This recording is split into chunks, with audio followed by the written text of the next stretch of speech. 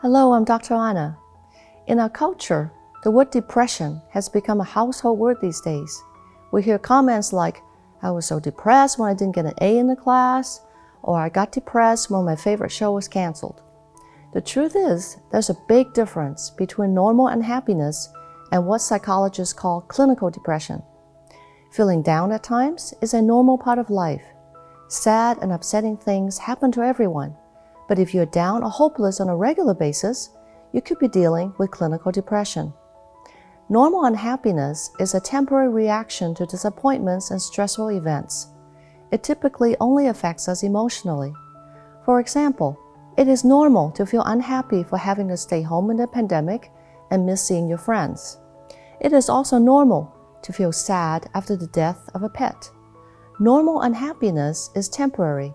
Usually to recover, we only need time, some support from others, and coping strategies like engaging in hobbies, exercise, or pleasurable activities. Clinical depression, however, is a serious psychiatric condition affecting not just emotions, but the body, mind, and spirit as well, and it requires professional treatment. In clinical depression, a person consistently feels sad and may have very little motivation to do things for 2 weeks or more. The person with clinical depression also has other symptoms like sleep problems, fatigue, appetite issues, low self-esteem, moving too slowly, restlessness, poor concentration, and thoughts of suicide.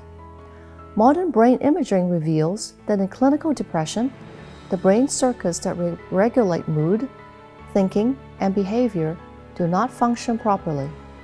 Neurotransmitters, or brain chemicals, are out of balance. Here's a PET scan of a normal brain and a depressed brain. The various colors represent different functions in the brain. The normal brain on the left side has more bright colors of yellow and white.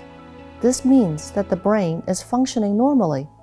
The depressed brain on the right side has more dark colors. This shows the depressed brain has less activity and it is not working properly. If you have ever experienced depression, you're not alone. About 1 in 6 people will have depression sometime in their lives. Even accomplished leaders like Abraham Lincoln and Winston Churchill gave indications of depression in their writings. And famous actors like Robin Williams suffered from depression and died from suicide some years ago. There's some mistaken notion that only weak people get depressed, and if a person is strong enough, mature enough, or spiritual enough, then one should be free from clinical depression. This is simply not true. Depression is an illness and no one has full protection from it. Parts of our bodies, like the heart or the liver, can get sick. Similarly, our brain can also get sick. There is no shame in that. It is not a sin to be ill.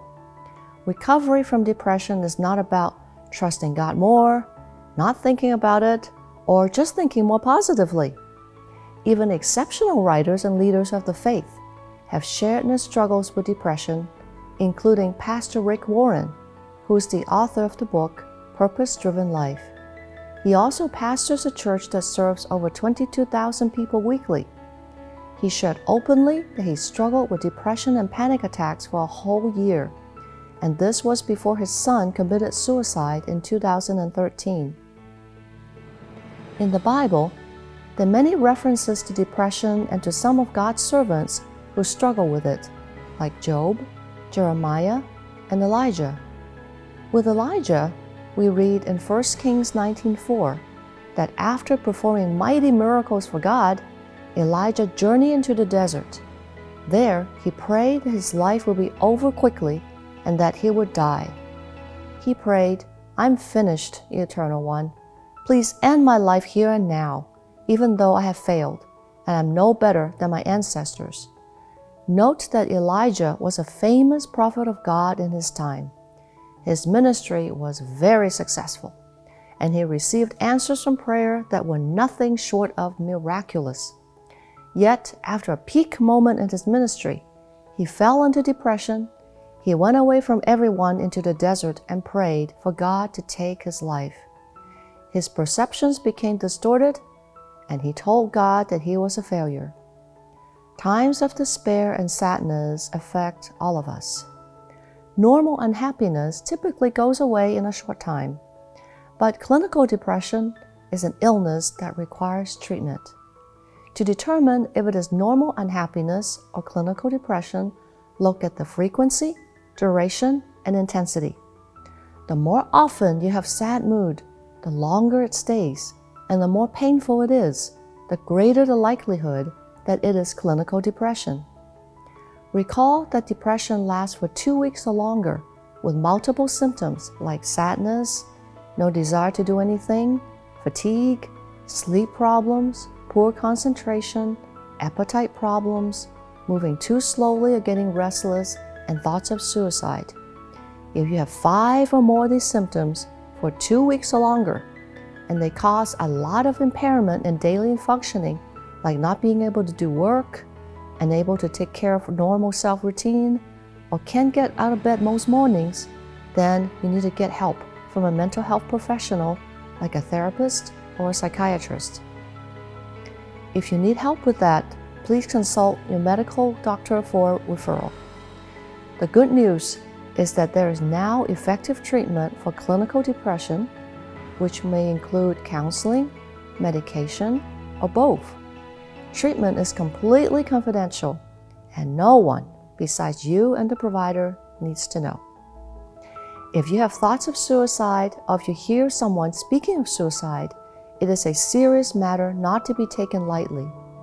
Every 40 seconds, one person dies from suicide somewhere in the world. If you feel like hurting yourself, please call the following suicide hotlines and talk with someone.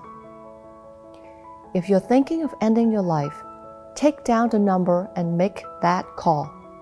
Don't hesitate and don't wait. The numbers are also listed on Kairos' website that is provided on the screen. Recall the brain scan shown earlier? Clinical depression affects the brain, such that the mind is not thinking properly. So, do not make a permanent decision about your life when you're not thinking clearly. About 80% of people who receive treatment for depression get better.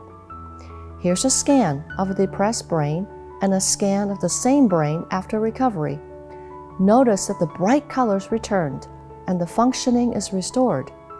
There are some techniques of fighting depression which I will share in another video called Combating Depression. I encourage you to view it. There is hope with proper treatment, so do not listen to the feelings of ending your life. That is the depression speaking. It may also be lies from Satan. Listen to Jesus, who said, "A thief comes to steal and kill and destroy, but I came to give life, life in all its fullness." Satan wants to destroy your life, but Jesus wants to give you life, and an abundant life at that. Refute the lie that it is hopeless. God is not finished with your life. He is not finished with you. Instead, be confident of this, that He who began a good work in you will carry it out unto completion until the day of Christ Jesus. Believe that God is able to do far more than we would ever dare to ask or even dream of, infinitely beyond our highest prayers, desires, thoughts, or hopes. Trust God, put your hope in Him, and get help.